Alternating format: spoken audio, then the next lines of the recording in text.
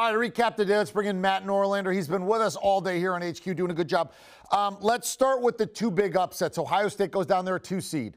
Purdue goes down there a 4 seed. Both of those teams in the Big Ten, but the Big Ten also had some wins that sort of salvaged their day. When you look at these two upsets, or what's the headline here? The headline is, we wondered whether or not double-digit seeds will be able to make some real noise in a unique NCAA tournament. Not as many fans, you don't have the crowd behind you. Through one day of the first round, we learned, yes, that can very much be the case there. And some history in the meantime. North Texas gets his first NCAA tournament win ever. And Oral Roberts gets his first NCAA tournament win since the early 1970s. Just wild. So I don't take anything big picture away from the Big Ten with all of this stuff. What's weird about it, though, the storylines at play here, Baylor wins in the South as expected, and then Oral Roberts and North Texas are coached by former Scott Drew assistants who were on Scott Drew's staff when Baylor lost to Yale and to Georgia State last decade. So those assistants were on the receiving end of some significant upsets when they were on the staff at a power conference program.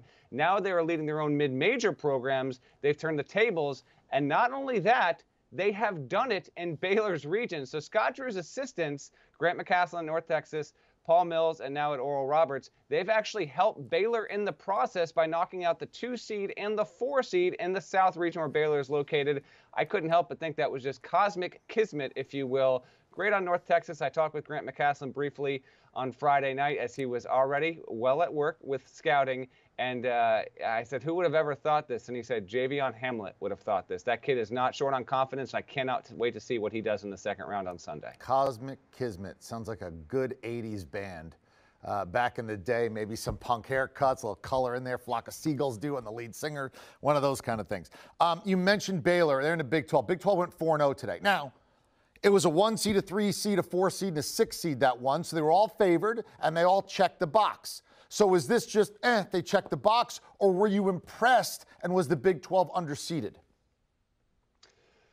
I wouldn't say I was overly impressed. I think they checked the box. West Virginia did well against Morehead State after an initial push. Oklahoma State kind of kept Liberty at arm's length. Baylor did what it absolutely needed to do there. So listen, other leagues didn't have as successful of a day as the Big 12, and the Big 12 set itself up well for some success overall. I mean, it was a quality day for that conference. We wait and see tomorrow with what the rest of the teams can do. Kansas and Oklahoma have had some COVID issues there, but it certainly was a better day for the Big 12 than the Big 10 overall. Those are the two best conferences in college basketball this season.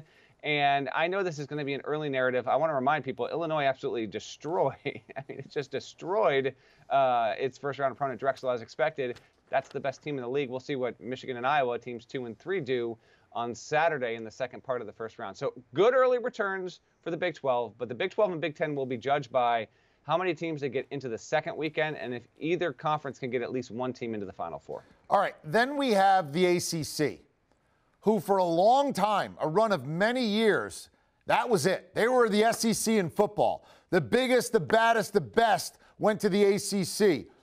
There's no Duke in this tournament. And if you look, they were 1-4. The only team that won was Syracuse. And these were a lot of toss-up games. Carolina got blitzed by Wisconsin. I mean, they just got banged around. Virginia Tech lost the game. Clemson lost the game. And Georgia Tech, who didn't have their best player, ACC Player of the Year, but they got beat as well. ACC 1-4 today. Translate that. Well, Virginia Tech lost a really good game against Florida. Georgia Tech lost a tough matchup without the ACC Player of the Year against the top 10 KenPom team. It wasn't expected to win. They put up a good fight. Loyola Chicago versus Illinois is the best second-round matchup, period, there. So Loyola Chicago was expected to win there overall. Carolina getting romped, it was just something I didn't see coming. It's actually going to be the first time since 76 we're not going to have, or 79, Duke, Carolina, or Kentucky in the Sweet 16 period. Carolina was the only team that could do that. Now it's out, so we can't even have that at all. ACC was just okay this season, and we are seeing the returns on that overall with the lackluster performance. Now Syracuse, I cannot keep making this mistake going forward. I mean, Syracuse now has the best first-round win percentage in the history of the tournament. I can't, Eric. I talked myself into San Diego State into the Sweet 16. Completely regarding They were Syracuse so bad on offense, Matt. I mean, San Diego State, and I said when I did the highlight, look, this is not the team they were all year. That's one of the beauties of the tournament. You can have a great night and knock somebody off. You can have a bad night and really never represent who you were. They were not this bad on offense this year. They just had a terrible night.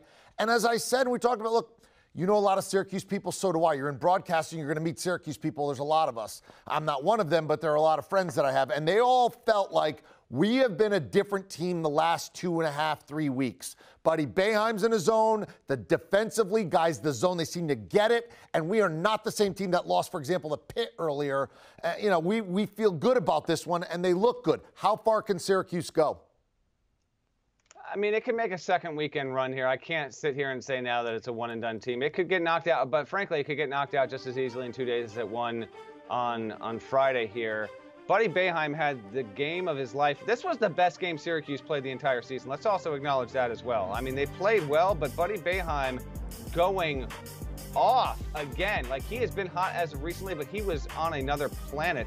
Now it's going to be Syracuse versus West Virginia, a completely different kind of opponent overall.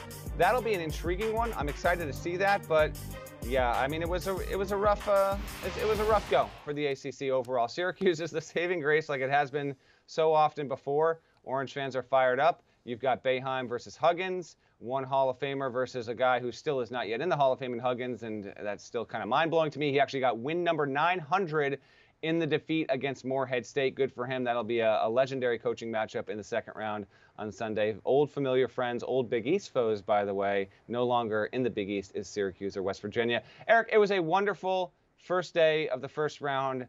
Closing thought, it just felt so fantastic to have this tournament back in our lives. And I know everyone watching feels the same because we got real drama, thrillers, double-digit upsets, and just the 9th 15-over-2 in history. I can't wait to see how a unique, never-done-before Saturday first round picks up. That might feel a little weird in the morning. I guarantee you by about 3 o'clock on Saturday, you're going to be like, yeah, no, this feels great. I'm loving this. All right, there you go. Matt Norlander will be with us throughout the tournament, breaking it down as we sort of shepherd you through your bracket, the games, ultimately the Final Four, and the national championship. And you want all things college basketball? Here's your podcast, Eye on College Basketball. You download, you subscribe, you enjoy.